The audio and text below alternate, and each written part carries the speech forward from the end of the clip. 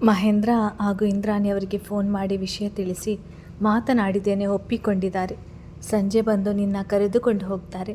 ಕಾಲೇಜ್ನಿಂದ ಮನೆಗೆ ಹೋಗುತ್ತಲೇ ನಿನ್ನ ಬಟ್ಟೆಯನ್ನೆಲ್ಲ ಪ್ಯಾಕ್ ಮಾಡಿಕೊ, ಇದೇ ನನ್ನ ಕೊನೆ ತೀರ್ಮಾನ ಎಂದಿದ್ದರು. ನಿಹಾರ್ ಮಗಳು ಒಂದೇ ಮನೆಯಲ್ಲಿ ಉಳಿದಿರುವುದು ನೆನಪಿಸಿಕೊಳ್ಳಲೇ ಅವರಿಗೆ ಕಷ್ಟವಾಗ್ತಿತ್ತು. ತಾವೇ ಹೋಗಿ ಅವನ ಕತ್ತಿನ ಪಟ್ಟಿ ಹಿಡಿದು ಹೊರಗೆ ದಬ್ಬುವ ಮನಸ್ಸಾಗುತ್ತಿತ್ತು. ಗೌತಮ್ ಇರುವಾಗ ಯೋಚನೆಗೆ ಅವಕಾಶವಿಲ್ಲ ಎನ್ನಿಸಿ ಸಮಾಧಾನಗೊಳ್ಳುತ್ತಿದ್ದರು.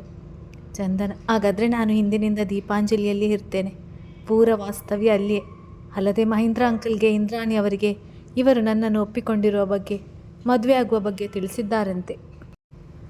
ಅವರನ್ನು ಇಂದು ಸಂಜೆ ಎದುರುಗೊಳ್ಳುವುದು ಹೇಗೆ? ಜೊತೆಗೆ ಬೇರೆಯವರ ಮನೆ ಎಂದು ಮುಜುಗರ ಪಟ್ಟುಕೊಳ್ಳುವ ಹಾಗಿಲ್ಲ. ಆದರೂ ಮದುವೆಗೆ ಮೊದಲೇ ಒಂದೇ ಮನೆಯಲ್ಲಿ ಯೋಚಿಸುತ್ತಾ ಉಳಿದಳು. ಸಂಜೆ ಗೌತಮ್ ಎಂದಿನಂತೆ ಚಂದನಳನ್ನು ಕರೆದುಕೊಂಡು ಹೋಗಲು ಕಾಲೇಜ್ ಬಳಿಗೆ ಬಂದಿದ್ದವನು ಕಾರಿನಲ್ಲಿ ಕುಳಿತವಳ ಮುಖದಲ್ಲಿದ್ದ ಚಿಂತೆ ಗಮನಿಸಿ, ಯಾಕೆ ಇವಳಿಗೆ ನಮ್ಮ ಮನೆಗೆ ಬರುವುದು ಇಷ್ಟ ಇಲ್ವೇ ಎಂದುಕೊಂಡೆ. ಕಾರಣ ಕೇಳಿದ್ದ. ಮೊದಲೇ ಇವಳು ಮಾಸ್ಟರ್ ಪೀಸ್, ಯಾವ ಕಾರಣಕ್ಕೆ ಹೀಗಾಗಿದ್ದಾಳೋ ಎಂದುಕೊಂಡು. ಚಂದನ: ಅಪ್ಪಾಜಿ, ದೊಡ್ಡಪ್ಪ ಎಷ್ಟು ಚೆನ್ನಾಗಿ ಅನ್ಯೋನ್ಯವಾಗಿದ್ದರು. ಇಂದಿಬ್ಬರ ನಡುವೆ ಮಾತಿಗೆ ಮಾತು ಬೆಳೆದು ತುಂಬ ದೊಡ್ಡ ವಿರಸಕ್ಕೆ ಕಾರಣವಾಗಿದೆ. ನನ್ನನ್ನು ನಿಮ್ಮ ಮನೆಯಲ್ಲಿ ಉಳಿದುಕೊಳ್ಳಲು ಹೇಳಿದ್ದಾರೆ. ಈ ವಿಷಯವಾಗಿ ಮಹೇಂದ್ರ ಅಂಕಲ್ ಇಂದ್ರಾಣಿ ಆಂಟಿ ಜೊತೆ ಮಾತುಕತೆ ಮುಗಿಸಿದ್ದಾರೆ. ಮಧ್ಯಾಹ್ನ ಕರೆ ಮಾಡಿ ಅವರೇ ಹೇಳಿದ್ದು ಎಂದಿದ್ದಳು. ಗೌತಮ್: ಇದಾ ಇವಳ ಮೌನಕ್ಕೆ ಕಾರಣ ಎಂದುಕೊಂಡವನು, ಅದಕ್ಕೆ ಸಂತೋಷ ಪಡಬೇಕು ತಾನೆ ಎಂದಿದ್ದ.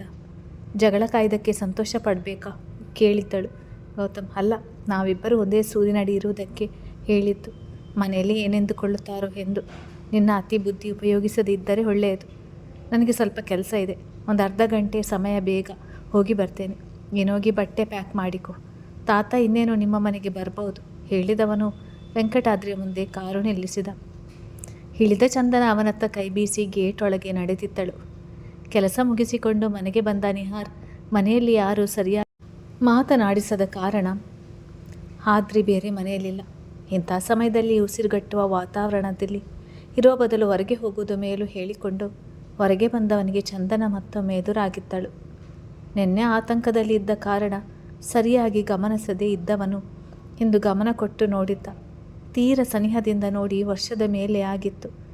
ಸುಹಾನ ಕಳಿಸಿದ್ದ ಕೆಲ ಫೋಟೋಗಳಲ್ಲಿ ನೋಡಿದ್ದು ಅಷ್ಟೇ. ಆಗ ಮೊಗ್ಗಂತೆ ಕಂಡಿದ್ದವಳು ಈಗ ಅರೆಬಿರಿದ ಹೂವಂತೆ ಕಂಗೊಳಿಸುತ್ತಿದ್ದಳು. ಅವಳಿಂದ ನೋಟ ಸರಿಸದಾಗಿದ್ದ.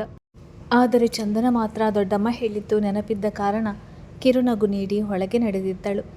ನಿಹಾರ್ಗೆ ಕೂಡ ಮನೆಯೊಳಗೆ ಹೋಗುವ ಮನಸ್ಸಾದರೂ ನಿರ್ಧಾರ ಬದಲಿಸಿ ಹೊರಗೆ ನಡೆದವನು. ಇನ್ನೂ ಆದ್ರಿ ತಂದೆ ತಾಯಿ ನನ್ನ ಬಗ್ಗೆ ಒಳ್ಳೆಯ ಅಭಿಪ್ರಾಯ ಇಲ್ಲ. ನೆನ್ನೆ ಮನೆಯಲ್ಲಿರುವಂತೆ ಹೆಚ್ಚು ಬಲವಂತ ಕೂಡ ಮಾಡಲಿಲ್ಲ. ಆದ್ರಿ ಮನೆಯಲ್ಲಿ ಇರಿ ಎಂದಾಗ ಕಾಟಾಚಾರಕ್ಕೆ ಒಮ್ಮೆ ಮಾತ್ರ ಹೇಳಿದ್ದು. ನಾನು ಸ್ವಾಭಿಮಾನ ಅಂತ ಕುಳಿತರೆ ಹೊರಗೆ 3 ತಿಂಗಳು ಹೋಟೆಲ್ನಲ್ಲಿ ಉಳಿಯಬೇಕಾಗುತ್ತೆ. ಇವರ ಅಂತಸ್ತಿಗೆ ತೂಗುವಂಥ ಹೋಟೆಲ್ನಲ್ಲಿ ಉಳಿದುಕೊಂಡರೆ ನನ್ನ ಇಡೀ ತಿಂಗಳ ಸಂಬಳದ ಹಣ ಕೂಡ ಸಾಕಾಗುವುದಿಲ್ಲ. 1 ವರ್ಷದಿಂದ ಆದ್ರಿ ಬಳಿ ಕ್ಷಮೆ ಕೇಳಿ ಕಣ್ಣೀರು ಹಾಕಿದ ಪ್ರತಿಫಲ. ಅವಳು ಮತ್ತೆ ನನ್ನ ಕಡೆ ಮನಸ್ಸು ಮಾಡಿದ್ದಾಳೆ. ಆದರೆ ಮೊದಲಿನಂತೆ ಮಾತಿನಲ್ಲಿ ಸಲಿಗೆ ತೋರುತ್ತಿಲ್ಲ. ಎಲ್ಲ ಈ ಮನೆಯಲ್ಲಿದ್ದೇ ಸಹಿಸಿಕೊಳ್ಬೇಕು. ಇನ್ನು ಗೌತಮ್ ನನ್ನ ನೋಡಿದರೆ ಹೇಗೆ ರಿಯಾಕ್ಟ್ ಮಾಡ್ತಾನೋ. ಸಾಲದಕ್ಕೆ ಚಂದನ ಬೇರೆ ಇಲ್ಲಿಯೇ ಇದ್ದಾಳೆ. ಯಾವುದಕ್ಕೂ ಅವಳಿಂದ ದೂರವೇ ಇರಬೇಕು ಹೇಳಿಕೊಂಡಿದ್ದ. ಬಂದು ಕುಳಿತ ಚಂದನ: ದೊಡ್ಡಮ್ಮ ಎಂದವಳು ತಂದೆ ಹೇಳಿದ್ದನ್ನು ಅವರಿಗೆ ಬೇಸರದಿಂದಲೇ ತಿಳಿಸಿದಳು. ಅವರಿಗೆ ಮೊದಲೇ ಅರಿವಿದ್ದ ಕಾರಣ ಹೀಗಾಗುತ್ತೆ ಎನ್ನುವ ಅರಿವಿರಲಿಲ್ಲ. ಸದ್ಯಕ್ಕೆ ಅಲ್ಲೇ ಉಳಿದುಕೋ, ಮುಂದೆ ಎಲ್ಲ ಸರಿ ಹೋದ್ಮೇಲೆ ಇಲ್ಲಿ ಬಂದರೆ ಆಯಿತು. ನಿಂಗೆ ಆ ಮನೆ ಈ ಮನೆ ಎರಡೂ ಒಂದೇ. ಹೋಗು, ಬಟ್ಟೆ ಪ್ಯಾಕ್ ಮಾಡಿಕೊ, ಹೆಚ್ಚು ಯೋಚಿಸಬೇಡ. ನಿನ್ನ ಆರೋಗ್ಯ ಕೂಡ ನನಗೆ ಮುಖ್ಯ ಎಂದಿದ್ದರು. ಚಂದನ: ನನಗೆ ಏನು ಮಾಡಬೇಕಂತ ಗೊತ್ತಾಗ್ತಿಲ್ಲ ಎನ್ನುತ್ತಾ ಮೌನವಾಗಿ ಉಳಿದಾಗ ಅವರೇ ಬಲವಂತ ಮಾಡಿ ಬಟ್ಟೆ ಪ್ಯಾಕ್ ಮಾಡಿಕೊಳ್ಳಲು ಕಳುಹಿಸಿಕೊಟ್ಟಿದ್ದರು. ಬಂದ ರಾಜು ಅವರು ನಿಹಾರ್ ದಾರಿಯಲ್ಲಿ ಸಿಕ್ಕಿದ್ದ. ಅವನನ್ನು ಸಹಿಸಿಕೊಳ್ಳುವುದು ಕಷ್ಟವಾಗ್ತಿದೆ. ಈಗಲೂ ಹೇಳಿಬಿಡ್ತೇನೆ, ಅವನಿಗೆ ಇಲ್ಲಿ ಇರೋದು ಬೇಡ, ಯಾವುದಾದ್ರೂ ಹೋಟೆಲ್ನಲ್ಲಿ ಉಳಿದುಕೊಳ್ಳಲಿ ಎಂದಿದ್ದರು. ಪದ್ಮ ಅವರು: ಬೇಡರಿ, ಅವನನ್ನು ಹೋಟೆಲ್ನಲ್ಲಿ ಉಳಿಸಿದರೆ ನಮಗೆ ಕಷ್ಟ. ನಿಮ್ಮ ಮಗಳು ಅವನ ಜೊತೆ ಮಾತನಾಡಲು, ಹಾಗೆ ಡಿನ್ನರ್ ಅದು ಇದು ಎಂದು ಹೋಟೆಲ್ಗೆ ಹೋಗಿ ಬಂದು ಮಾಡುತ್ತಿದ್ದರೆ, ಅವಳ ಜೊತೆ ತಿರುಗುತ್ತಿದ್ದರೆ ಎಲ್ಲರೂ ರಾಜು ಅವರ ಮಗಳು ಯಾವುದೋ ಹುಡುಗನ ಜೊತೆ ಹೋಟೆಲ್ಗೆ ಹೋಗಿ ಬಂದು ಮಾಡ್ತಿದ್ದಾಳೆ ಎಂದುಕೊಳ್ತಾರೆ. ಅದೇ ಕೊನೆ ಪಕ್ಷ ಅವನ ಮನೆಯಲ್ಲಿದ್ದರೆ ಯಾರೋ ಅವರ ರಿಲೇಷನ್ ಫ್ರೆಂಡ್ ಮಗ ಏನೋ ಮನೆಯಲ್ಲಿ ಇಟ್ಟುಕೊಂಡಿದ್ದಾರೆ ಎನ್ನುತ್ತಾರೆ.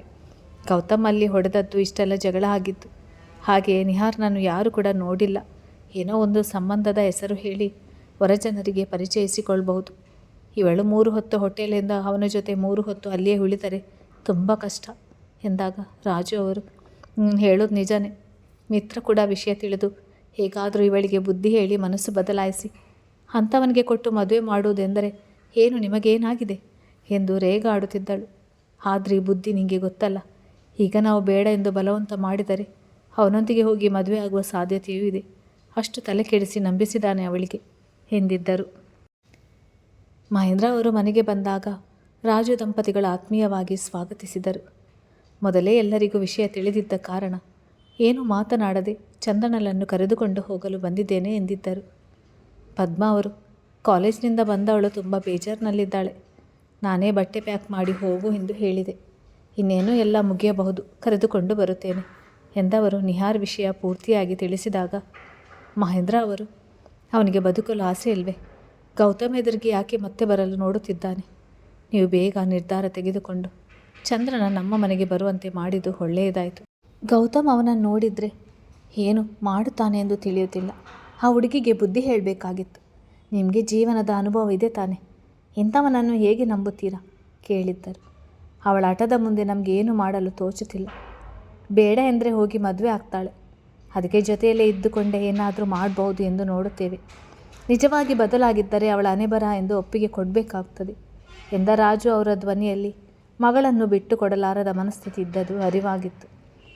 ಮಹೇಂದ್ರ ಅವರು ಕಾಫಿ ಕಪ್ ಕೆಳಗಿಡುತ್ತಾ ಚಂದನನ ಒಮ್ಮೆ ನೋಡಿ ಹೇಳುತ್ತಲೇ ಪದ್ಮ ಅವರು ಎದ್ದು ಅವಳ ಕೋಣೆಯ ಕಡೆಗೆ ನಡೆದಿದ್ದರು. ಬ್ಯಾಗ್ ಪಕ್ಕ ಕುಳಿತು ಯೋಚಿಸ್ತಿದ್ದವಳ ನೋಡಿ ಬಳಿ ಬಂದು, ನೀನೇನು ತುಂಬ ದೂರ ಹೋಗ್ತಿದ್ಯಾ? ಯಾವಾಗ ಬೇಕಾದರೂ ಬಂದು ನಿನ್ನ ದೊಡ್ಡಪ್ಪನ ಮಾತನಾಡಿಸಿ ಹೋಗ್ಬೋದು. ನಾವು ಬರುತ್ತೇವೆ. ನಿನ್ನ ತಂದೆ ತಾಯಿಯ ಜೊತೆ ಇವರಿಗೆ ಸ್ವಲ್ಪ ಮನಸ್ತಾಪ ಆಗಿರುವುದು ಅಷ್ಟೇ, ಅದು ಕೂಡ ಮುಂದೆ ಸರಿ ಹೋಗ್ತದೆ. ಬಾ, ಮಹೇಂದ್ರ ಅವರು ಕಾಯುತ್ತಿದ್ದಾರೆ ಎನ್ನುತ್ತಾ ಬ್ಯಾಗ್ ತಾವೇ ಹಿಡಿದುಕೊಂಡಾಗ, ನಾನೇ ಎತ್ತಿಕೊಳ್ತೇನೆ ಬಿಡಿ ದೊಡ್ಡಮ್ಮ ಹೇಳಿದವಳು ಬ್ಯಾಗ್ ಹಿಡಿದು ಹೊರಗೆ ಬಂದಿದ್ದಳು. ಅವಳನ್ನು ನೋಡುತ್ತಲೇ ಮಹೇಂದ್ರ ಅವರಿಗೆ ಸಂತೋಷವಾಗಿತ್ತು. ಮೊದಲೆಲ್ಲ ಅವಳು ತಮ್ಮ ಮನೆಯಲ್ಲಿ ಇದ್ದ ರೀತಿ ನೆನಪಾಗಿ ಇನ್ನು ತಮ್ಮ ಮನೆಯಲ್ಲಿ ನಮ್ಮ ಸೊಸೆ ಇರ್ತಾಳೆ ಎಂದುಕೊಂಡರು. ಚಂದನ ಮಹೇಂದ್ರ ಅವರನ್ನು ನೋಡುತ್ತಲೇ ಇವರಿಗೆ ವಿಷಯ ತಿಳಿದಿದೆ ಎನ್ನುವ ಸಂಕೋಚಕ್ಕೆ ನೋಟ ತಪ್ಪಿಸಿದಳು. ಅವಳನ್ನು ನೋಡುತ್ತಲೇ ಮಹೇಂದ್ರ ಅವರು ಹೊರಡೋಣ ಎನ್ನುತ್ತಾ ಎದ್ದು ನಿಂತಾಗ ತನ್ನ ದೊಡ್ಡಪ್ಪನ ಕಡೆ ನೋಡುತ್ತಾ, ನನಗೆ ಬೇರೆ ಆಯ್ಕೆ ಇಲ್ಲ. ಅಪ್ಪಾಜಿ ಕರೆ ಮಾಡಿ ಹೇಳಿದ್ದಾರೆ. ಏನು ಮಾಡಬೇಕೆಂದು ತಿಳಿಯುತ್ತಿಲ್ಲ. ನಿಮಗೆ ನನ್ನ ಮೇಲೆ ಕೋಪ ಇಲ್ಲ ತಾನೆ ಎಂದಿದ್ದಳು. ರಾಜು ಅವರು, ಸಂದರ್ಭ ಅರ್ಥವಾಗಿದೆ. ನೀನು ಯಾಕೆ ಬೇಜಾರು ಮಾಡಿಕೊಳ್ತೀಯ? ಇದೆಲ್ಲ ಇನ್ನು ಸ್ವಲ್ಪ ದಿನ ಅಷ್ಟೇ, ಪರವಾಗಿಲ್ಲ. ನೀ ನಮಗೆ ಇಂದು ಮುಂದೆ ಕೂಡ ಅದೇ ಚಂದನನೇ. ಇದು ನಿನ್ನ ಮನೆ ಕೂಡ, ಯಾವಾಗ ಬೇಕಾದರೂ ಬಂದು ಹೋಗ್ಬೋದು.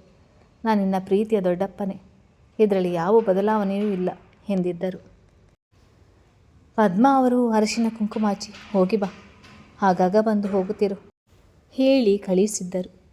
ಒಂದು ಕಡೆ ದೀಪಾಂಜಲಿ ಸೇರುತ್ತಿರುವುದಕ್ಕೆ ಸಂತೋಷವಾದರೂ ಇಷ್ಟು ದಿನ ತಾನು ಇದ್ದ ಮನೆ ತೊರೆದು ಹೋಗುತ್ತಿರುವುದು ನೋವಿನ ಸಂಗತಿ ಆಗಿತ್ತು. ಅವರಿಗೆ ಮತ್ತೊಮ್ಮೆ ತಿಳಿಸಿ ತಾನು ಪ್ರತಿದಿನ ಪೂಜಿಸ್ತಿದ್ದ ತುಳಸಿ ಕಟ್ಟೆ ಕಡೆಗೆ ಒಮ್ಮೆ ನೋಡಿ ಮಹೇಂದ್ರ ಅವರ ಜೊತೆ ನಡೆದಿದ್ದಳು. ಮಾತನಾಡಲು ಪ್ರಯತ್ನಿಸಿದರು, ಅವಳ ಧ್ವನಿ ಹೊರಡಲಿಲ್ಲ. ಆದರೆ ಮಹೇಂದ್ರ ಅವರು ಮಾತ್ರ ತಮ್ಮ ಸಂತೋಷವನ್ನು ಮಾತಿನಲ್ಲಿ ವ್ಯಕ್ತಪಡಿಸುತ್ತಾ ನಡೆದಿದ್ದರು. ಬಾಗಿಲಿಗೆ ಬರುವ ವೇಳೆಗೆ ಇಂದ್ರಾಣಿಯವರ ಅನತಿಯಂತೆ ಸರೋಜಮ್ಮನವರು ಆರತಿ ತಟ್ಟೆ ಹಿಡಿದು ನಿಂತಿದ್ದರು. ಇದೆಲ್ಲ ಯಾಕೆ ಕೇಳಿದ್ದವಳು ಇಂದ್ರಾಣಿಯವರನ್ನು ನೋಡಿ ಸಂಕೋಚಗೊಂಡಿದ್ದಳು. ಮೊದಲೇ ವಿಷಯ ತಿಳಿದಿದ್ದ ಕಾರಣ ಮನೆಗೆ ಬೇಗ ಕೆಲಸ ಮುಗಿಸಿ ಬಂದಿದ್ದ ಗೌತಮ್ ಕೈಕಟ್ಟಿ ಅವಳನ್ನೇ ನೋಡುತ್ತಾ ನಿಂತ. ಒಳ ಬಂದವಳು ಹೊಸಬಳಂತೆ ಸಂಕೋಚಗೊಂಡಾಗ ಎಲ್ಲರಿಗೂ ಬೇಸರವಾಗಿತ್ತು. ಗೌತಮ್ ಅವಳ ಮುಜುಗರ ತೊಡೆದು ಹಾಕಲು ನೇರವಾಗಿ, ಅವಳ ಎಕ್ಸಾಮ್ ಮುಗಿಯುತ್ತಲೇ ಇಬ್ಬರು ಮದುವೆ ಆಗಬೇಕು ಎಂದುಕೊಂಡಿದ್ದೇವೆ. ನಿಮಗೆ ಮೊದಲೇ ವಿಷಯ ತಿಳಿಸಿದ್ದೇನಲ್ಲ ಎಂದಿದ್ದ. ತಮ್ಮಿಬ್ಬರ ವಿಷಯ ಎಲ್ಲರಿಗೂ ತಿಳಿದಿದೆ ಎನ್ನುವುದು ಅವಳಿಗೆ ಸ್ಪಷ್ಟವಾಗಿ ಬಿಡಲಿ ಎಂದುಕೊಂಡು, ಚಂದನ ಏನಿದು ನನ್ನ ಎದುರೇ ನೇರವಾಗಿ ಹೀಗೆ ಹೇಳಿಬಿಟ್ಟರು ಎಂದುಕೊಳ್ಳುತ್ತಲೇ ಅವರತ್ತ ನೋಡಿ, ಆಂಟಿ ಅಂಕಲ್ ನಿಮಗೆ ನಾನು ಒಪ್ಪಿಗೆನಾ ಕೇಳಿದ್ದಳು. ಬಳಿ ಬಂದ ಇಂದ್ರಾಣಿಯವರು, ನೀನು ಈ ಮನೆಗೆ ಸೊಸೆಯಾಗಿ ಬರುವುದು ನಮ್ಮ ಆಸೆ ಕೂಡ. ನಾನು ಮಾವ ಮನಸ್ಫೂರ್ತಿಯಾಗಿ ಒಪ್ಪಿಕೊಂಡಿದ್ದೇವೆ. ಗೌತಮ್ ಬಳಿ ನಿನ್ನ ಮನೆಯಲ್ಲಿ ಮಾತನಾಡುವುದಾಗಿ ಹೇಳಿದ್ದೇವೆ. ಅವನು ನಿನ್ನ ಎಕ್ಸಾಮ್ ಮುಗಿಯಲಿ ಎನ್ನುತ್ತಿದ್ದಾನೆ ಎಂದಿದ್ದರು. ಚಂದನಗಿದ್ದ ಸಂಕೋಚದ ತೆರೆ ಸರಿದಿತ್ತು. ಅವಳ ಮುಖದಲ್ಲಿ ಮೂಡಿದ ತೃಪ್ತ ಸಂತೋಷದ ನಗೆ ನೋಡಿ ಗೌತಮ್, ಒಂದು ಮಟ್ಟಕ್ಕೆ ಎಲ್ಲ ಕ್ಲಿಯರ್ ಆದಂತೆ ಆಯಿತು. ಇನ್ನು ಮನೆಗೆ ಬಂದಿದ್ದಾಳಲ್ಲ, ನಿಧಾನವಾಗಿ ಎಲ್ಲವೂ ಸರಿ ಹೋಗುತ್ತದೆ. ಆದರೆ ಎಲ್ಲ ತಿಳಿದಿದ್ದು ಹೀಗೆ ದೂರ ಇರುವುದು ಕಷ್ಟ. ಹೆಚ್ಚಾಗಿ ಅಡುಗೆ ಮನೆಯಲ್ಲಿ ಕೈಗೆ ಸಿಗುತ್ತಾಳೆ ಅಷ್ಟೆ.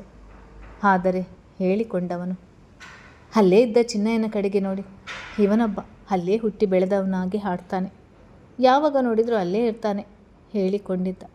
ಅಲ್ಪ ಸ್ವಲ್ಪ ಅರ್ಥ ಮಾಡಿಕೊಂಡ ಚಿನ್ನಯ್ಯ, ಇನ್ಮೇಲೆ ನಾನು ಅಡುಗೆ ಕೆಲಸ ತಿಂಡಿ ಕೆಲಸ ಮುಗಿದ ಮೇಲೆ ಹೆಚ್ಚಾಗಿ ಅಡುಗೆ ಮನೆಯಲ್ಲಿ ಇರೋದಿಲ್ಲ, ಹೊರಗಿನ ಕೆಲಸ ನೋಡಿಕೊಳ್ತೇನೆ ಎಂದಾಗ ಗೌತಮ್ ಅಷ್ಟಾದರೂ ಅರ್ಥ ಆಯ್ತಲ್ಲ ಹೇಳಿಕೊಂಡಿದ್ದ.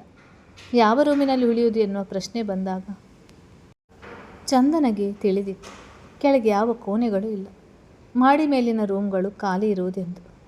ಆದರೆ ಗೌತಮ್ ಒಬ್ಬಳನ್ನೇ ಅಲ್ಲಿ ಬಿಡಲು ಇಷ್ಟವಿಲ್ಲದೆ ಪಾವನಿ ಅಪರೂಪಕ್ಕೆ ಬರ್ತಾಳೆ. ಬಂದಾಗ ಅಮ್ಮನ ರೂಮಿನಲ್ಲಿ ಉಳಿದುಕೊಳ್ಳುತ್ತಾಳೆ. ಸದ್ಯಕ್ಕೆ ಪಾವನಿ ರೂಮಿನಲ್ಲಿ ಇರು ಎಂದವನು. ಆಯಾಸದಿಂದ ಕೂಡಿದ್ದವಳ ಮುಖ ಗಮನಿಸಿ, ಕಾಲೇಜಿನಿಂದ ಬಂದು ಏನು ತಿಂದಿಲ್ಲ ಎನ್ನಿಸ್ತದೆ ಹೇಳಿಕೊಂಡವನು. ಸರೋಜಮ್ಮ ಬ್ಯಾಗ್ ಇಡ್ತಾರೆ, ನೀನು ಕೈ ತೊಳೆದು ತಿಂಡಿ ತಿನ್ನು ಎಂದವನು. ಡೈನಿಂಗ್ ಟೇಬಲ್ ಬಳಿ ನಡೆದಾಗ ಚಂದನ ಕೂಡ ಅತ್ತ ನಡೆದಿದ್ದಳು. ರಾತ್ರಿ ಊಟದ ಸಮಯದಲ್ಲಿ ಎಲ್ಲರೊಟ್ಟಿಗೆ ಕುಳಿತು ಊಟ ಮಾಡುತ್ತಾ ಆ ಕ್ಷಣಗಳ ಆಸ್ವಾದಿಸಿದರು. ಎಲ್ಲರೂ ಹಾಲ್ನಲ್ಲಿ ಮಾತನಾಡುತ್ತಾ ಕುಳಿತಾಗ ಮಾವ ಸೊಸೆ ಇಬ್ಬರು ಒಂದೊಂದು ಕಾರಣ ಹೇಳಿ ಅಲ್ಲಿಂದ ಎದ್ದು ನಡೆದಿದ್ದರು. ತಮ್ಮ ಊಟ ಮುಗಿಸಿದ ಚಿನ್ನಯ್ಯ ಸರೋಜಮ್ಮ ಆಗಲೇ ಮಹಡಿ ಮೇಲೆ ಅವರಿಗೆ ಕೊಟ್ಟಿದ್ದ ರೂಮಿನ ಕಡೆ ಹೋಗಿ ಆಗಿತ್ತು. ಚಂದನ, ಗುಡ್ ನೈಟ್, ಹೋಗ್ತೀನಿ. ಇಬ್ಬರು ಹೀಗೆ ಉಳಿಯೋದು ತಪ್ಪು ಅಲ್ವಾ? ಆಂಟಿ ಏನಾದರೂ ಅಂದರೆ ಹೇಳಿದ್ದಳು. ಗೌತಮ್, ಇನ್ಯಾರು ಏನು ಹೇಳ್ತಾರೆ? ಎಲ್ಲರಿಗೂ ನಾವಿಬ್ಬರು ಮದುವೆ ಆಗುವವರು ಎಂದು ತಿಳಿಯಿತಲ್ಲ. ನೀನು ಹೆದರುವುದು ಹಾಗೆ ಈ ಸಂಕೋಚ ಬೇಡ ಎಂದೇ ಎಲ್ಲರಿಗೂ ತಿಳಿಸಿದ್ದು. ನನಗೆ ನಿದ್ರೆ ಬರ್ತಾಯಿಲ್ಲ. ತುಂಬ ದಿನಗಳ ನಂತರ ಹೀಗೆ ನಿನ್ನ ಈ ಮನೆಯಲ್ಲಿ ನೋಡುತ್ತಿರುವುದು ತುಂಬ ಸಂತೋಷವಾಗಿದ್ದೇನೆ. ಕುಳಿತುಕೋ, ಇನ್ನು ಸ್ವಲ್ಪ ಸಮಯ ಮಾತಾಡು ಹೇಳಿದವನು ಕುಳಿತುಕೊಂಡವಳ ಪಕ್ಕಕ್ಕೆ ತಾನೂ ಬಂದು ಕುಳಿತಿದ್ದ. ನೋಟದಲ್ಲಿ ಯಾಕೆ ಎನ್ನುವ ಪ್ರಶ್ನೆ ಮೂಡಿದಾಗ, ಎಲ್ಲರೂ ಇದ್ದಾಗ ಅಷ್ಟು ದೂರ ಕುಳಿತುಕೊಳ್ಳುವುದು ಅನಿವಾರ್ಯ. ಈಗ ಯಾರೂ ಇಲ್ವಲ್ಲ, ನಾಲ್ಕು ನಿನ್ನನ್ನು ತುಂಬ ಮಿಸ್ ಮಾಡಿಕೊಳ್ಳುತ್ತಿದ್ದೇನೆ ಹೇಳುತ್ತಾ ಕೈ ಚಾಚಿದ. ನೋಟದ ಕೇಳಿಕೆಗೆ ಕರಗಿದವಳು ಬಳಿ ಇದ್ದವನ ಭುಜಕ್ಕೆ ಹೊರಗಿದವಳು. ನನಗೂ ಹಾಗೆ ಅನ್ನಿಸ್ತಿತ್ತು, ನಿಮ್ಮನ್ನು ತುಂಬ ಮಿಸ್ ಮಾಡಿಕೊಳ್ಳುತ್ತಿದ್ದೆ. ನನ್ನ ಹೆದರು ನೀವು ಇರಬೇಕಾಗಿತ್ತು ಎಂದು. ಹಾಗೆ ನಮ್ಮ ನಡುವೆ ತುಂಬ ಸಲುಗೆ ಇತ್ತಾ? ತನ್ನ ಇಷ್ಟು ಬಳಸಿ ಮುಂಗುರುಳ ಸರಿಸಿ ತೋಳಲ್ಲಿ ಮತ್ತಷ್ಟು ಒದಗಿಸಿಕೊಂಡವನ ರೀತಿಗೆ ಕೇಳಿದ್ದಳು. ಎಷ್ಟು ಸಲಿಗೆ ಇತ್ತು ಎಂದು ನಿನಗೆ ಹೇಗೆ ಹೇಳಿ? ನಿನಗೆ ನೆನಪೇ ಇಲ್ವಲ್ಲ. ನಾನು ಹೇಳಿದ್ದನ್ನು ನಂಬ್ತೀಯಾ ಎಂದು ಏನು ಗ್ಯಾರಂಟಿ? ನಿಮ್ಮನ್ನು ನಂಬೋದು ಹೇಗಿರಲಿ? ನಂಬಿಕೆ ಇರುವುದರಿಂದ ತಾನೇ ನಿಮ್ಮನ್ನು ಒಪ್ಪಿಕೊಂಡಿರೋದು. ನಮ್ಮಿಬ್ಬರ ಸಂಬಂಧದ ಬುನಾದಿ ನಂಬಿಕೆ. ಅದು ಯಾವಾಗಲೂ ಹಾಗೇ ಇರುವಂತೆ ನೋಡಿಕೊಳ್ಳುತ್ತೇನೆ. ಥ್ಯಾಂಕ್ ಯು ನಾಲಾಯಕ್, ಇಷ್ಟು ನಂಬಿಕೆ ಇಟ್ಟಿದೆಯಲ್ಲ. ಮತ್ತು ನಮ್ಮಿಬ್ಬರದ್ದು ಯಾವುದಾದ್ರೂ ಫೋಟೋಗಳು ಇದೆಯಾ? ನನ್ನ ಹಳೆಯ ಮೊಬೈಲ್ ಇಲ್ವಲ್ಲ, ಹಾಗಾಗಿ ಕೇಳಿದ್ದು. ಮೊದಲು ನಿಮ್ಮ ಜೊತೆ ಏನಾದರೂ ಫೋಟೋ ತೆಗೆದುಕೊಂಡಿದ್ದರೆ ನಾವಿಬ್ಬರು ಹೇಗಿರುತ್ತಿದ್ದೆವು ಎಂದು ನೋಡ್ಬೋದಾಗಿತ್ತು ಕೇಳಿದ್ದಳು.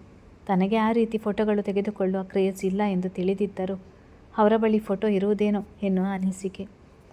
ಗೌತಮ್ ಚಂದನಲ್ಲಿಂದ ಈ ಪ್ರಶ್ನೆ ಬರಬಹುದೆಂದು ಮೊದಲೇ ನಿರೀಕ್ಷೆ ಇಟ್ಟುಕೊಂಡಿದ್ದವನು ಅವಳ ಮದುವೆಯ ಫೋಟೋಗಳು, ನಂತರ ಹನಿಮೂನ್ಗೆ ಹೋಗಿದ್ದಾಗ ಅಲ್ಲಿನ ಕೆಲವು ಪ್ಲೇಸ್ಗಳಿಗೆ ತೆಗೆದುಕೊಂಡ ಒಂದಷ್ಟು ಫೋಟೋಗಳನ್ನೆಲ್ಲ ಬೇರೆ ಕಡೆ ತೆಗೆದಿಟ್ಟು, ಅವಳ ತನ್ನ ಮದುವೆಗೆ ಮೊದಲು ಕೇಕ್ ಹೌಸಿಗೆ ಹೋದಾಗ, ದೇವಸ್ಥಾನಕ್ಕೆ ಹೋದಾಗ, ಹಾಗೆ ಆಫೀಸ್ನಲ್ಲಿ ಲಂಚ್ ಸಮಯದಲ್ಲಿ ತನ್ನ ಮನೆಯಲ್ಲಿ ತೆಗೆದುಕೊಂಡ ಒಂದಷ್ಟು ಫೋಟೋಗಳು ಇದ್ದ ಕಾರಣ ಇನ್ನೂ ಸ್ವಲ್ಪ ಹತ್ತಿರ ಬಂದರೆ ತೋರ್ಬೋದು ಕೇಳಿದ್ದ. ಪಕ್ಕನೇ ಇದ್ದೀನಲ್ಲ ಕೇಳಿದ್ದಳು.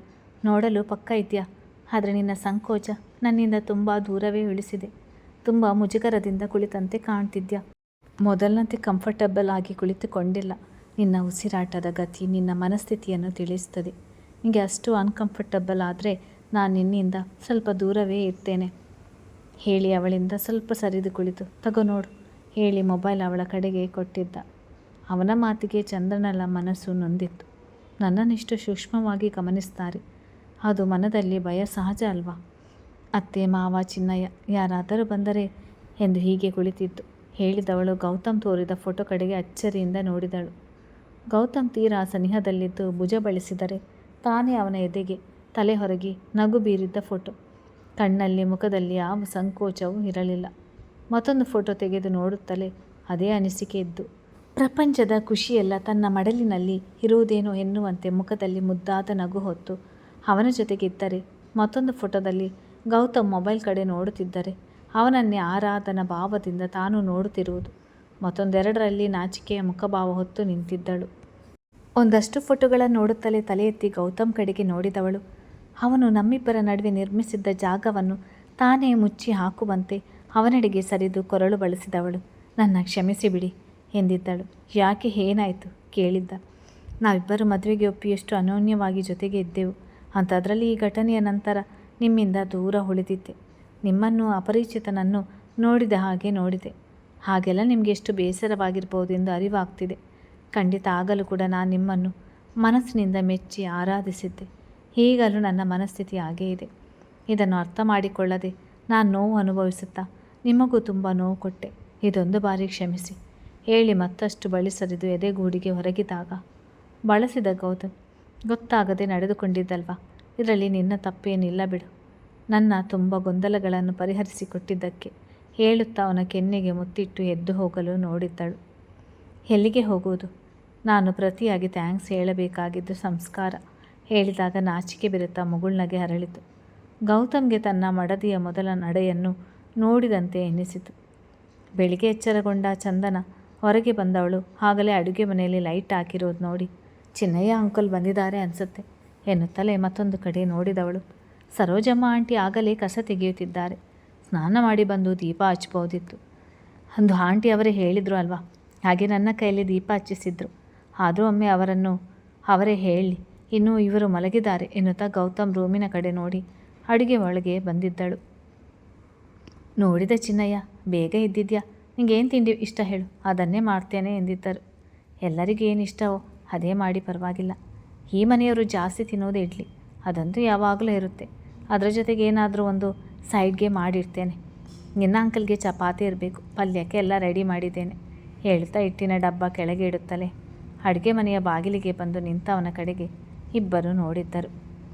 ಚಿನ್ನಯ್ಯ ಗೌತಮ್ನ ನೋಡುತ್ತಲೇ ಅದು ಮುಂದೆ ತೋಟಕ್ಕೆ ಹೋಗಿ ಕರಿಬೇವಿನ ಸೊಪ್ಪು ಕಿತ್ಕೊಂಡು ಬರ್ತೀನಿ ಎನ್ನುತ್ತಲೇ, ಚಂದನ, ಈಗ ಪಲ್ಯಕ್ಕೆ ರೆಡಿ ಮಾಡಿದ್ರಿ ಅಲ್ವಾ, ಇಲ್ಲೇ ಇದೆ. ಅದು ಕೊತ್ತಂಬರಿ ಸೊಪ್ಪು ಬೇಕಾಗಿತ್ತು ಹೇಳುತ್ತಲೇ, ಅದು ಕೂಡ ಹಚ್ಚಿ ಇಟ್ಟಿದ್ದೀರಾ, ಮತ್ತೆ ಯಾಕೆ ಹೋಗ್ತಿದ್ದೀರಾ ಕೇಳಿದ್ದಳು. ಏನೋ ಒಂದು ತೋಟಕ್ಕೆ ಹೋದರೆ ನೆನಪಾಗ್ಬೋದು, ಏನೋ ನೆನಪಾಗದಿದ್ದರೆ ಹೋಗಿ ಹಾಲು ತರ್ತೀನಿ. ಚಂದನ, ರಾತ್ರಿ ಮಲಗುವಾಗ ನೋಡಿದರೆ ಫ್ರಿಜ್ನಲ್ಲಿ ಹಾಲು ಇದೆಯಲ್ಲ. ಎನ್ನೋ ವೇಳೆಗೆ ಗೌತಮ್ ಕೋಪ ನೆತ್ತಿಗೆ ಏರಿತ್ತು. ಚಿನ್ನಯ್ಯ, ಕುಡಿಯುವುದು ಬಿಡುವುದು ಹೇಗೆ ಎಂದು ಪ್ರವಚನ ಕೊಡುತ್ತಿದ್ದಾರಂತೆ. ಹೋಗಿ ಅದನ್ನು ಕೇಳಿ ಬರ್ತೀನಿ. ಇನ್ನೊಂದು ಗಳಿಗೆ ನಾನು ಇಲ್ಲೇ ಇದ್ದರೂ ನಿನ್ನ ಗಂಡ ಕಣ್ಣಿನಲ್ಲೇ ನನ್ನ ಕೊಲೆ ಮಾಡಿಬಿಡ್ತಾನೆ ಅಷ್ಟೇ ಹೇಳಿ ಹೊರಗೆ ನಡೆದಿದ್ದರು.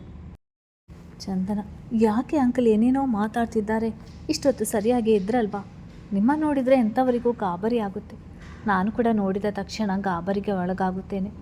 ಆದರೆ ನೋಡುತ್ತಾ ನೋಡುತ್ತಾ ಸಮಾಧಾನಕರ ಸ್ಥಿತಿಗೆ ಬರುತ್ತೇನೆ ಎಂದಿದ್ದಳು. ಗೌತಮ್, ತಲೆಯಲ್ಲಿ ಏನು ಇಟ್ಟುಕೊಂಡಿದ್ಯಾ? ಚಿನ್ನಯ್ಯನಿಗಿರುವಷ್ಟು ಕಾಮನ್ ಸೆನ್ಸ್ ಇಲ್ವಾ?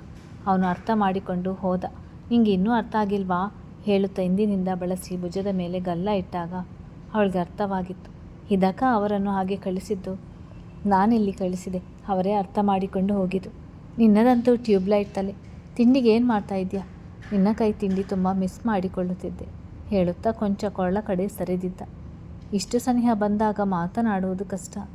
ಅಭ್ಯಾಸ ಮಾಡಿಕೊ. ನನ್ನ ದಿನಚರಿಯಲ್ಲಿ ನನಗಾಗಿ ಸಿಗುವುದೇ ಸ್ವಲ್ಪ ಸಮಯ. ಅದನ್ನು ನೀನು ಇಷ್ಟೊಂದು ಸಂಕೋಚಗೊಂಡು ಮುಜುಗರದಿಂದ ನನ್ನನ್ನು ದೂರ ಉಳಿಸಿ ಕಾಡಿಸಿದರೆ ಆ ಸಮಯ ವ್ಯರ್ಥವಾಗುವುದಿಲ್ವಾ ಕೇಳಿದ್ದ. ಯಾಕೆ, ನಿಮ್ಮ ಬಳಿ ಕೂಡ ತುಂಬ ಸಮಯ ಇರುತ್ತದೆ ಅಲ್ಲ, ರಾತ್ರಿ ಮಲಗುವ ಸಮಯ, ಅದು ಕೂಡ ನಿಮಗಾಗಿ ತಾನೆ ಕೇಳಿದ್ದಳು. ಮತ್ತಷ್ಟು ಕಿವಿಯ ಬಳಿ ಸರಿದು ಮೆಲ್ಲಗೆ, ಒಂದು ಕೆಲಸ ಮಾಡು, ಆ ಸಮಯ ಕೂಡ ನಾನು ನನಗಾಗಿ ಜೀವಿಸಬೇಕು ಎಂದರೆ ನೀನು ರಾತ್ರಿ ಅಲ್ಲೇ ಉಳಿಯಲು ಆಗುತ್ತಾ ಕೇಳಿದ್ದ. ಅಚ್ಚರಿಯಲ್ಲಿ ತಿರುಗಿ ನೋಡಿದವಳ ನೋಟಕ್ಕೆ ಒಂದು ಕ್ಷಣ ತಡವರಿಸಿ, ಅಂದರೆ ಸುಮ್ಮನೆ ಜೊತೆಯಲ್ಲಿ ಮಾತನಾಡುತ್ತಾ ಉಳಿಯುತ್ತೀಯಾ ಎಂದು ಕೇಳಿದ್ದು. ನಿನ್ನ ಜೊತೆ ಎಷ್ಟು ಸಮಯ ಕಳೆದರೂ ಕಡಿಮೆ ಎನಿಸುವ ಅನಿಸಿಕೆ ಮೂಡುತ್ತಾ ಇರುತ್ತದೆ. ನನಗೆ ನಿನ್ನ ಪೂರ್ಣ ಸಮಯ ಬೇಕು ಕೇಳಿ ಮೆಲ್ಲಗೆ ಕೊರಳ ಮೇಲೆ ತುಟಿಯೊತ್ತಿದ. ಚಂದನ ಬುದ್ಧಿ ಮಾತು ಆಲೋಚನೆ ಎಲ್ಲವನ್ನು ಬದಿಗೆ ಇರಿಸಿದಂತೆ ಅವನ ಕೊರಳು ಬಳಸಿ, ಇನ್ನು ಸ್ವಲ್ಪ ದಿನಗಳಷ್ಟೇ, ಮದುವೆ ಆದಮೇಲೆ ಪೂರ್ಣವಾಗಿ ನಿಮ್ಮವಳೆ ತಾನೆ ಎಂದಿದ್ದಳು ನೋಟ ಬಾಗಿಸಿ. ಚಂದನ ಅವಳಿಗಾಗಿಯೇ ಇಷ್ಟು ಸನಿಹ ಸರಿದು ಇಷ್ಟು ಮಾತಾಡಿದ್ದು ಗೌತಮ್ಗೆ ತುಂಬ ಖುಷಿಯಾಗಿತ್ತು. ಹನೆಗೆ ಮುತ್ತಿಟ್ಟು, ಕಾಲೇಜ್ಗೆ ಸಮಯವಾಗ್ಬೋದು, ಹೋಗಿ ರೆಡಿಯಾಗು, ನಾನು ಚಿನ್ನಯ್ಯನಿಗೆ ತಿಂಡಿ ರೆಡಿ ಮಾಡಲು ಹೇಳುತ್ತೇನೆ ಎಂದಾಗ ಅವನಿಂದ ಸರಿದು, ನಿಮಗೆ ಕಾಫಿ ಮಾಡಿ ಕೊಡ್ತೀನಿ ಎಂದಿದ್ದಳು. ನೀನು ಮಾಡುವ ಕಾಫಿ ಇಷ್ಟವೇ, ಆದರೆ ಇಂದು ಬೇಡ, ಸಂಜೆ ಕೊಟ್ಟರೆ ಆಗುತ್ತೆ. ಅದರಲ್ಲೂ ರೂಮಿಗೆ ತಂದು ಕೊಟ್ಟರೆ ತುಂಬ ಸಹಾಯಕವಾಗುತ್ತದೆ. ಹೋಗು, ರೆಡಿಯಾಗು ಬಿಟ್ಟು ಕೊಡಲಾರದ ಮನಸ್ಸಿನಿಂದ ಹೇಳಿ ಹಿಂದೆ ಸರಿದಿದ್ದ. ನಕ್ಕು ಸರಿದು ಹೋದವಳ ನೋಡಿ ಎಲ್ಲ ಸರಿ ಹೋಯಿತು. ನನ್ನ ಹೆಂಡತಿ ನನ್ನ ಮನೆಯಲ್ಲಿ ಇದ್ದಾಳಲ್ಲ, ಇನ್ನೇನು ಬೇಕು ಹೇಳಿಕೊಂಡಿದ್ದ. ಚಂದನ ರೆಡಿಯಾಗಿ ಬರುತ್ತಲೇ ಎಲ್ಲರೂ ಒಟ್ಟಾಗಿ ಕುಳಿತು ಬೆಳಗಿನ ತಿಂಡಿ ಮುಗಿಸಿದ್ದರು. ಹಾಗೆ ಅವಳ ಕಾಲೇಜ್ಗೆ ಸಮಯವಾಗಿದ್ದ ಕಾರಣ ಇಬ್ಬರು ಮನೆಯಲ್ಲಿ ಹೋಗಿ ಬರುವುದಾಗಿ ತಿಳಿಸಿ ಹೊರಗೆ ನಡೆದಿದ್ದರು. ಚಂದನಳನ್ನು ಕಾಲೇಜ್ ಬಳಿ ಡ್ರಾಪ್ ಮಾಡಿದ ಗೌತಮ್, ಇಂದು ನಾನು ಹೊರಗೆ ಹೋಗುತ್ತಿರುವ ಕಾರಣ ಸಂಜೆ ಸರಿಯಾದ ಸಮಯಕ್ಕೆ ಕಾಲೇಜ್ನ ಬಳಿ ಬರುತ್ತೇನೆ ಎನ್ನುವುದು ಸ್ವಲ್ಪ ಅನುಮಾನ. ನಾನು ಬರುವುದು ತಡವಾದರೆ ಡ್ರೈವರ್ ಕಾರ್ ತೆಗೆದುಕೊಂಡು ಬರ್ತಾರೆ, ಅದರಲ್ಲೇ ಮನೆಗೆ ಬಾ ಎಂದಿದ್ದ. ಪರವಾಗಿಲ್ಲ, ಬಸ್ನಲ್ಲಿ ಓಡಾಡ್ತೇನೆ. ಬಸ್ಸಿನ ರೂಟ್ ಅರ್ಥವಾಗಿದೆ ಎಂದಿದ್ದಳು. ಅವಳ ಕೈ ಹಿಡಿದವನು ಅರ್ಥ ಮಾಡಿಕೊ ಹೇಳಿ ಕಣ್ಣಲ್ಲಿ ಕಣ್ಣಿಟ್ಟು ನೋಡಿದ. ಸರಿ, ನಿಮ್ಮಿಷ್ಟ, ಕಾಯ್ತೇನೆ. ನೀವು ಕಳಿಸಿದ ಕಾರ್ನಲ್ಲೇ ಹೋಗ್ತೇನೆ ಹೇಳಿ ಅವನತ್ತ ಕೈ ಬೀಸಿ ನಡೆದಿದ್ದಳು. ಗೌತಮ್, ಒಮ್ಮೆ ಕಳೆದುಕೊಳ್ಳುವ ಅಂಚಿಗೆ ಹೋಗಿ ಕ್ಷೇಮವಾಗಿ ಕರೆತಂದಿದ್ದೇನೆ. ಮತ್ತೆ ಅಂತಹ ಸಾಹಸ ಮಾಡೋ ಧೈರ್ಯ ಮತ್ತೆ ಇಲ್ಲ. ಅದು ನಿನಗೆ ಅರ್ಥವಾಗೋದಿಲ್ಲ ಹೇಳಿಕೊಂಡು ಕಾರ್ ಸ್ಟಾರ್ಟ್ ಮಾಡಿದ. ಮಧ್ಯಾಹ್ನ ಕಾಲೇಜ್ನಲ್ಲಿ ಲಂಚ್ ಸಮಯದಲ್ಲಿ ಗೌತಮ್ನಿಂದ ಕರೆ ಬಂದಾಗ ಚಂದನ ಮಾತಾಡಿದ್ದಳು. ಗೌತಮ್, ನಾನಿನ್ನೂ ಇಲ್ಲಿಂದ ಹೊರಟಿಲ್ಲ. ನಿನ್ನ ಕಾಲೇಜ್ ಬಿಡುವ ಸಮಯಕ್ಕೆ ಸರಿಯಾಗಿ ಅಲ್ಲಿಗೆ ಬರಲು ಸಾಧ್ಯವಿಲ್ಲ ಎನ್ನಿಸ್ತದೆ. ಡ್ರೈವರ್ ತುಂಬ ಒಳ್ಳೆಯ ವ್ಯಕ್ತಿ, ಅವನ ಮೇಲೆ ನನಗೆ ನಂಬಿಕೆ ಇದೆ.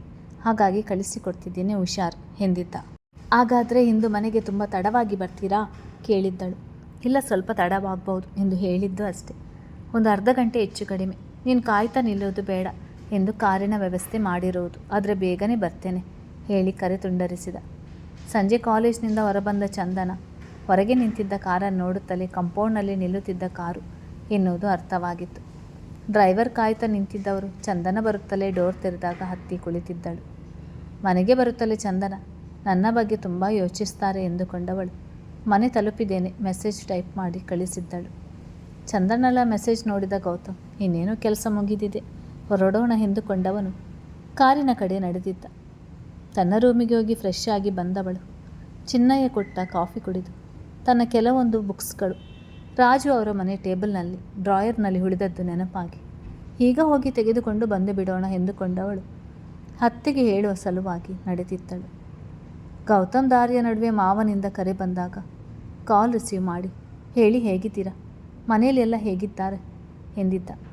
ಕೃಷ್ಣಪ್ರಸಾದ್ ಅವರು, ಚಂದನೆಗೆ ಫೋನ್ ಮಾಡಿದೆ, ರಿಂಗ್ ಆಗ್ತಿದೆ, ಆದರೆ ಕರೆ ಸ್ವೀಕರಿಸ್ತಿಲ್ಲ, ಎಲ್ಲೋ ಮೊಬೈಲ್ ರೂಮಿನಲ್ಲಿ ಇಟ್ಟಿರಬೇಕು ಎಂದಿದ್ದರು. ಗೌತಮ್, ನಾನು ಮನೆಯಲ್ಲೇ ಇಲ್ಲ, ಮನೆಗೆ ಹೋದ ತಕ್ಷಣ ಫೋನ್ ಮಾಡಿಸ್ತೇನೆ ಎಂದಿದ್ದ. ಕೃಷ್ಣಪ್ರಸಾದ್ ಅವರು, ಒಂದು ವಿಷಯ ಹೇಳಬೇಕಾಗಿತ್ತು ಎನ್ನುತ್ತಲೇ, ಏನು ಹೇಳಿ, ಚಂದನ ವಿಷಯವ, ಮತ್ತೇನಾದರೂ ಡಾಕ್ಟರ್ ಹೇಳಿದಾರಾ ಎಂದು ಗಾಬರಿಗೆ ಬಿದ್ದು ಕೇಳಿದ. ಹಾಗೇನೂ ಏನೂ ಇಲ್ಲ, ಅದು ಸಮಾಧಾನವಾಗಿ ಕೇಳಿ, ನಿಹಾರ್ ರಾಜು ಅವರ ಮನೆಗೆ ಬಂದಿದ್ದಾನೆ. ಆ ಹುಡುಗಿ ಆದ್ರಿ ಅವನನ್ನೇ ಮದುವೆ ಆಗುವುದಾಗಿ ಹಠ ಹಿಡಿದು ಕುಳಿತಿದ್ದಾಳೆ. ಯಾವುದೋ ಟ್ರೈನಿಂಗ್ ಅಂತೆ, 3 ತಿಂಗಳು ಅವರ ಮನೆಯಲ್ಲಿ ಉಳಿದುಕೊಳ್ತಾನಂತೆ. ರಾಜು ಅವರು ಅಸಹಾಯಕ ಮನಸ್ಥಿತಿಯಲ್ಲಿ ಇದ್ದಾರೆ. ನಿಮಗೆ ವಿಷಯ ತಿಳಿಸುವುದು ಹೇಗೆ ಎಂದವರಿಗೆ ಮುಜುಗರವಾಗಿ ನನಗೆ ವಿಷಯ ತಿಳಿಸಲು ಹೇಳಿದರು. ಹಾಗಾಗಿ ಬೇಗ ಜಗಳದ ನಾಟಕ ಆಡಿ ಚಂದನ ನಿಮ್ಮ ಮನೆಗೆ ಬರುವಂತೆ ಮಾಡಿದ್ದು ಎಂದಿದ್ದರು. ಗೌತಮ್ಗೆ ಇದು ಹೊಸ ವಿಷಯ, ನಂಬದಾಗಿತ್ತು. ನೀವು ಹೇಳ್ತಾ ಇರೋದು ನಿಜಾನ? ಮೊದಲೇ ಹೇಳಬೇಕಾಗಿತ್ತು ತಾನೆ. ಚಂದನ ವಿಷಯದಲ್ಲಿ ಒಂದು ಸಣ್ಣ ವಿಷಯವು ಕೂಡ ನಾನು ನಿರ್ಲಕ್ಷ್ಯ ಮಾಡುವುದಿಲ್ಲ ಎಂದವನು ಮತ್ತೊಮ್ಮೆ ಕೇಳಿ ಕನ್ಫರ್ಮ್ ಮಾಡಿಕೊಂಡ. ಕೃಷ್ಣಪ್ರಸಾದ್ ಅವರು, ನಿಮ್ಮ ಕೋಪದ ಬಗ್ಗೆ ತಿಳಿದಿರುವ ಕಾರಣ ತಕ್ಷಣ ಹೇಗೆ ಹೇಳುವುದೆನ್ನಿಸಿತ್ತು. ನೀವು ಅವನಿಗೆ ಮತ್ತೆ ಪ್ರಾಣ ಹೋಗುವಂತೆ ಹೊಡೆದರೆ ಆ ಸಮಸ್ಯೆಯನ್ನು ನೀವು ಚಂದನ ಇಬ್ಬರು ಎದುರಿಸಬೇಕಾಗ್ತದೆ. ಈಗ ತಾನೇ ಎಲ್ಲ ಸಮಸ್ಯೆಗಳಿಂದ ಹೊರಗೆ ಬಂದಿದ್ದೀರಾ, ಸ್ವಲ್ಪ ತಾಳ್ಮೆಯಿಂದ ನಡೆದುಕೊಳ್ಳಿ ಎಂದಿದ್ದರು. ಗೌತಮ್ಗೆ ಏನು ಹೇಳಬೇಕೋ ತಿಳಿಯದೆ ನಂತರ ಕರೆ ಮಾಡುವುದಾಗಿ ಹೇಳಿ ಕರೆ ತುಂಡರಿಸಿ ತಕ್ಷಣ ಮಡದಿಗೆ ಫೋನ್ ಮಾಡಿದ. ರಿಂಗ್ ಆಗುವುದು ಕೇಳಿಸಿದರು. ಕರೆ ಸ್ವೀಕರಿಸದೆ ಇದ್ದಾಗ ಗಾಬರಿಗೊಂಡವನು, ಹೇಗೋ ಮನೆಗೆ ಬಂದಿದ್ದಾಳಲ್ಲ ಹೇಳಿಕೊಂಡು ತಕ್ಷಣ ಇಂದ್ರಾಣಿಯವರಿಗೆ ಫೋನ್ ಮಾಡಿದ್ದ. ಅದು ಸ್ವಿಚ್ ಆಫ್ ಎಂದು ಬಂದಿತ್ತು. ಮನದಲ್ಲಿ ಹೊಟ್ಟುಗೂಡುತ್ತಿದ್ದ ಆವೇಶ, ಮೂಡಿ ಬಂದ ಆಲೋಚನೆಗಳು. ನಿಹಾರ್ ಈ ಸಮಯಕ್ಕೆ ಆಫೀಸ್ನಿಂದ ಮನೆಗೆ ಬಂದಿರ್ತಾನೆ, ಇವಳು ಯಾವುದಾದ್ರೂ ಕಾರಣಕ್ಕೆ ಅಲ್ಲಿ ಹೋದರೆ. ಮೊದಲಿನ ನಿಹಾರ್ನ ನಡೆ ನೆನಪಾಗಿ ರೋಷಗೊಂಡವನು, ಎಷ್ಟು ಧೈರ್ಯವಿದ್ದರೆ ಈ ಕಡೆ ಬರಲು ನೋಡ್ತೀಯ, ನಿನ್ನ ನೆರಳು ಕೂಡ ನಾಲಾಯಕ್ ಮೇಲೆ ಬೀಳಬಾರ್ದು, ಈ ಬಾರಿ ನಿನ್ನ ಜೀವಂತವಾಗಿ ಉಳಿಸುವುದಿಲ್ಲ ಹೇಳಿಕೊಂಡು ಕಾರಿನ ವೇಗ ಮತ್ತಷ್ಟು ಹೆಚ್ಚಿಸಿದ. ಕತೆ ಮುಂದುವರಿಯುತ್ತದೆ. ಹಾಗೆ ಯಾರೆಲ್ಲ ನನ್ನ ಕತೆಗೆ ಲೈಕ್ ಮತ್ತು ಶೇರ್ ಮಾಡಲಿಲ್ಲ ಪ್ಲೀಸ್ ಮಾಡಿಬಿಡಿ, ಮತ್ತು ಚಾನೆಲ್ ಸಬ್ಸ್ಕ್ರೈಬ್ ಮಾಡಿ. ಆಮೇಲೆ ಇನ್ನೊಂದು ವಿಷಯ, ನಾನು ಊರಲ್ಲಿ ಇಲ್ಲದಿದ್ದಾಗ ನನಗೆ ವಾಯ್ಸ್ ಕೊಡೋಕ್ಕೆ ಆಗೋದಿಲ್ಲ, ಹಾಗೆ ನಾನು ಬರೀ ಕಥೆಯನ್ನೇ ಅಪ್ಲೋಡ್ ಮಾಡ್ತೀನಿ. ಸೊ ನೀವು ಬೇಜಾರು ಪಟ್ಕೊಳ್ಬೇಡಿ, ನಾನು ಬಂದಮೇಲೆ ವಾಯ್ಸ್ ಕೊಡ್ತೀನಿ.